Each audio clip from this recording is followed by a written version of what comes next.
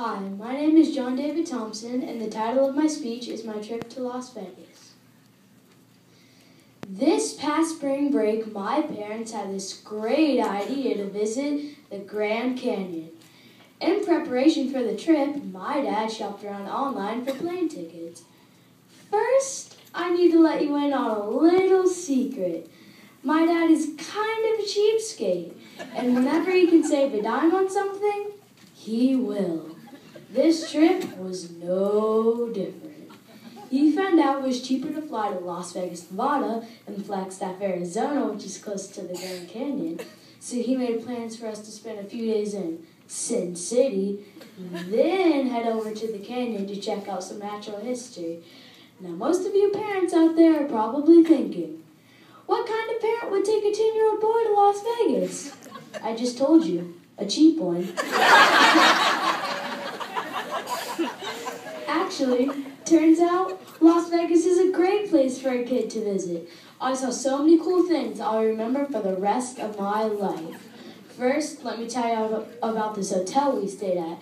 It had 10 restaurants, 4 pools, one with a wave machine, a shopping mall, and a casino as big as a football field. Guess what? Kids weren't allowed in the casino. I was feeling so lucky, too. The next best thing in Vegas are the shows. We went to this one show called Cirque du Soleil, where there are explosions, magic tricks, pirate ships, and people doing things I thought was humanly impossible. If you do one thing in Vegas, see a show. But don't forget about the cuisine. Did you know some of the best restaurants in the world were located in Las Vegas? I actually went to one of those restaurants.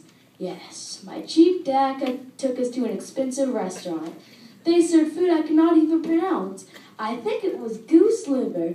It was Nasty. This restaurant was so big and fancy, the price of the food was not even on the menu. All I know, my dad was not happy with the bill when they were done. After digesting a strange but fancy meal, it was time to hit the strip. We strode up and down the illuminated streets, lights dancing in our eyes, and bizarre Elvis impersonators wiggling their hips and quivering their lips for our money.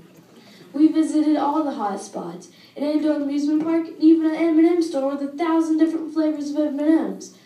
Seriously, the entire trip was phenomenal. Thanks, Mom and Dad, for taking me on this trip. I will remember it forever.